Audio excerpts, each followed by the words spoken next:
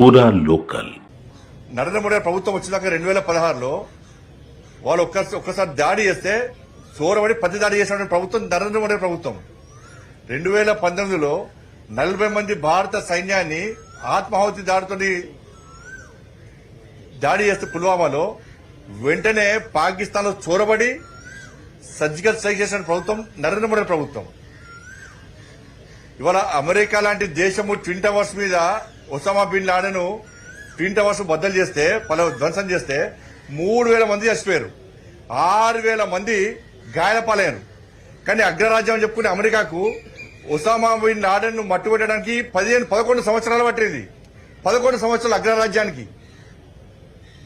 కానీ పహల్గాం సంఘటన జరిగిన 15 రోజుల పట 9 ఉగ్రవాద శిబిరాలను ధ్వంసం చేసిన సైన్యం భారత సైన్యం, అటువంటి ప్రభుత్వం నరేంద్ర మోడీ ప్రభుత్వం. 11 డిఫెన్స్ బేస్లను ధ్వంసం చేసిన ప్రభుత్వం నరేంద్ర మోడీ ప్రభుత్వం.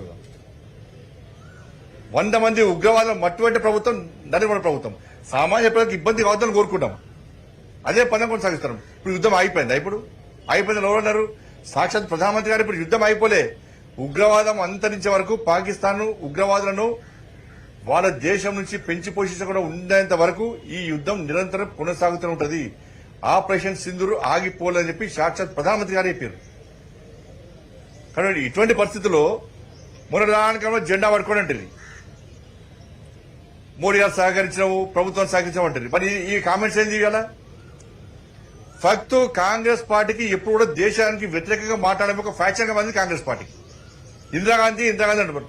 ఇందిరాగాంధీ హయాంలో పీఓకేను ఎందుకు స్వాధీనం చేసుకోలేకపోయింది కాంగ్రెస్ పార్టీ ప్రభుత్వం? అప్పుడు ఇలా పీఓకే వల్ల కదా కశ్మీర్ అలా అతలకుతలమైంది. వాళ్ళ కశ్మీర్ పండితులు హతమచ్చింది పీఓకే వల్లనే కదా. ఏక్ దేశ్ మే దో ప్రధాన్, ఏక్ దేశ్ మే దో విధాన్, ఏక్ దేశ్ మే దో నిషాన్. దీని కారకులు ఎవరు? కాంగ్రెస్ పార్టీ ప్రభుత్వమే.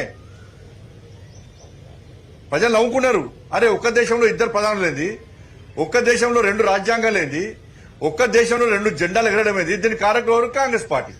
దీనికి రాష్ట్ర ముఖ్యమంత్రిగా సమాధానం చెప్పాలి.